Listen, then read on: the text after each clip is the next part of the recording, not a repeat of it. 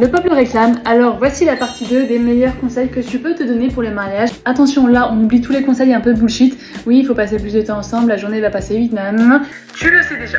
Donc là je vais donner des conseils que tu ne sais pas encore. Là ça va être des conseils très concrets, très applicables. Donc enregistre cette vidéo parce que c'est la vidéo qu'il ne faut pas louper. Le premier conseil va concerner les bagues. Si t'as peur que la bague ne passe pas au moment de la cérémonie et que t'as l'air bête et que...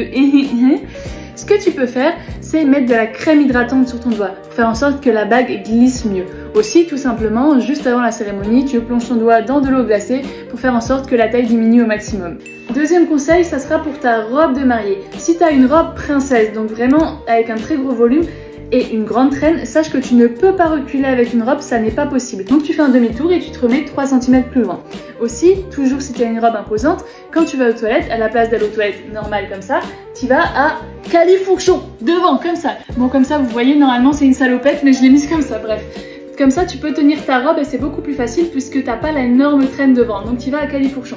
Quelque chose à savoir, dans la loi française, normalement tu as 4 jours en plus de tes congés payés pour ton mariage, que tu peux prendre donc l'année de ton mariage. Mais ça dépend des conventions. En fonction des conventions collectives, ça peut aller jusqu'à 10 jours, ou ça peut être un petit peu moins.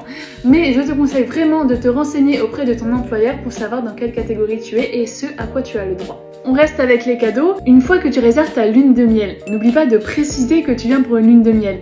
Une fois sur deux, tu es surclassé ou alors tu auras un cadeau en plus à ton arrivée, que ce soit une bouteille de champagne ou toute autre petite attention supplémentaire qui fait toujours plaisir. Même des pétales sur le lit, c'est toujours beau quand tu es à ta lune de miel.